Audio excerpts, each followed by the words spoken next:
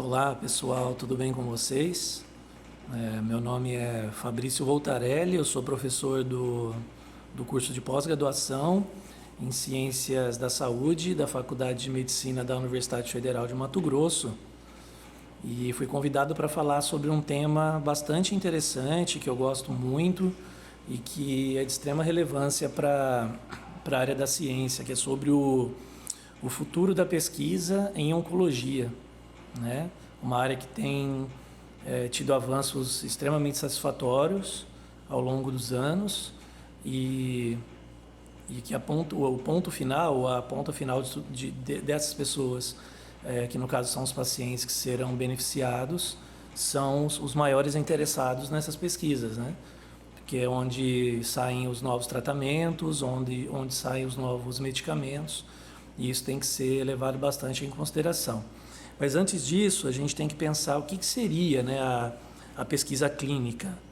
Pesquisa clínica, ela é qualquer investigação que é feita com seres humanos que objetiva descobrir ou verificar os efeitos farmacodinâmicos, farmacológicos, clínicos e outros produtos que possam derivar dessas pesquisas e que possivelmente possam indicar reações adversas a esse produto que está em investigação, com o objetivo de averiguar a sua segurança e também a sua eficácia, né?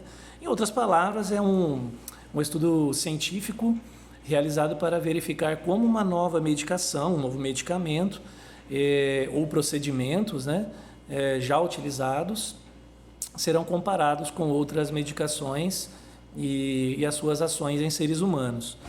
E é por meio dessa pesquisa clínica que nós, cientistas, encontramos, né, descobrimos novas e melhores maneiras de prevenir, detectar, diagnosticar e controlar, e o mais importante, tratar as doenças, né? Então, todos os tratamentos que vocês veem aí disponíveis no mercado atualmente, eles já passaram por estudos clínicos e já foram aprovados para a comercialização, né, que a gente vai encontrar aí simplesmente em farmácias. E essas pesquisas clínicas, na verdade, elas já existem há muitos anos, né?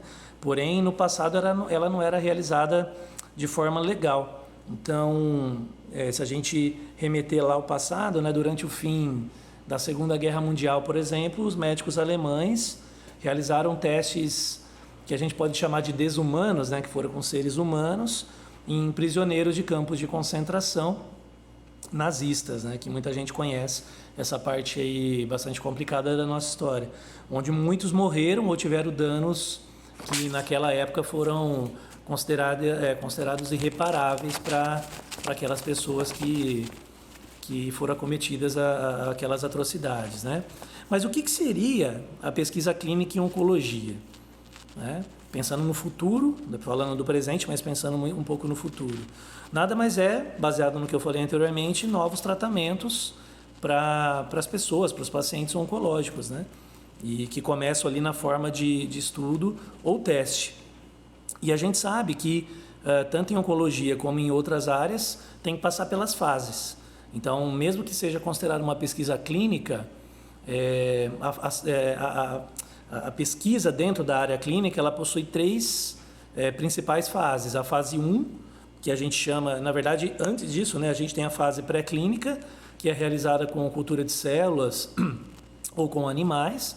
E aí depois as fases 1, 2 e 3. A fase 1, já com a participação dos seres humanos, e dentro da oncologia são pacientes já com neoplasia, sem perspectiva de tratamento, e quando já foram realizados outros tratamentos convencionais, que infelizmente não funcionaram. Aí depois vem a fase 2, que a gente chama define como já dentro de uma dose adequada do que foi descoberto para esses pacientes, e é preciso ter muita segurança da dose, do tipo de tratamento que vai ser administrado para aquele paciente, porque obviamente na maioria das vezes, ou quase 100% dos casos, esse paciente que vai participar dessa fase, ele tem um tumor maligno. E a fase 3, que é o momento de comparar a nova droga com o que já existe, né? E aí os pacientes eles serão divididos em uma parte que recebe o tratamento padrão, aquele já conhecido, e uma outra parte vai receber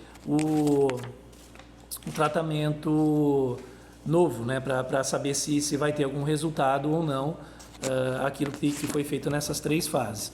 Mas como vocês sabem, alguns que não me conhecem, alguns que me conhecem, eu trabalho com exercício físico. E eu acredito muito no exercício físico como tratamento não farmacológico ou tratamento complementar para diversos tipos de câncer. Isso sem falar que o exercício também pode ser preventivo, né? Então, onde que entraria o exercício físico nessa questão do ensaio clínico ou dos estudos clínicos? Seguem as mesmas regras, né? Embora você não vá testar um medicamento, mas para saber se o exercício de fato vai ter algum efeito, por exemplo, benéfico antes dos tratamentos convencionais, durante e até mesmo depois da cura do paciente, isso demanda um certo tempo de pesquisas, né, que podem também começar com animais de laboratório e depois, obviamente, que vão se estender para humanos, né, porque a gente sabe que o exercício físico ele tem muitos efeitos benéficos para esses pacientes, minimizando por muitas vezes o efeito colateral dos tratamentos, previne a perda de massa magra, que é uma das principais causas de morte dos pacientes oncológicos.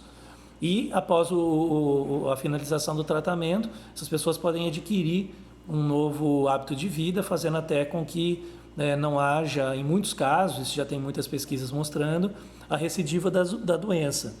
Eu uso como referência para falar sobre isso, e muito seguro para falar sobre isso, pesquisadores australianos.